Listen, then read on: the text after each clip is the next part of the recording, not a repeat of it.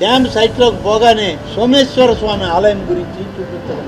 ఈ వరద ప్రవాహంలోనే కొట్టుకుపోయిన ఆలయం, ఈ ఆలయం సోమేశ్వర స్వామి ఆలయం. వందల సంవత్సరాల క్రితం పూర్వీకులు నిర్మాణం చేసిన ఆలయం కొట్టుకుపోయింది. అమ్మవారి విగ్రహంతో కొట్టుకుపోయింది. దీన్ని పునర్నిర్మాణం చేయాలి. దీనికి దాదాపుగా 10 నుంచి 11 కోట్ల రూపాయలు అవసరమవుతుందని గతంలోనే ప్రాజెక్టు నిధుల్లోనే పెట్టారు. కానీ ఇంత పెద్ద ప్రాజెక్టులో ఇచ్చేటువంటి నిధుల వల్ల ఈ ఆలయం త్వరితగతిన కాదు అని చెప్పి దేవాదాయ శాఖే దీనికి ఎక్కువ నిధులు సమకూర్చుకోవడానికి ఒక ఆలోచన చేస్తున్నాం.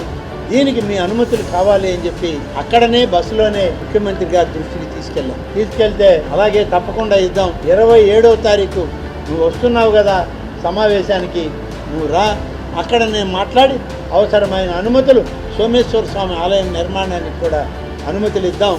నిధులు మనం దేవాదాయ శాఖ నుంచి మంజూరు చేసే ఆలోచన చేద్దామని చెప్పి ముఖ్యమంత్రి గారు హామీ ఇవ్వడం.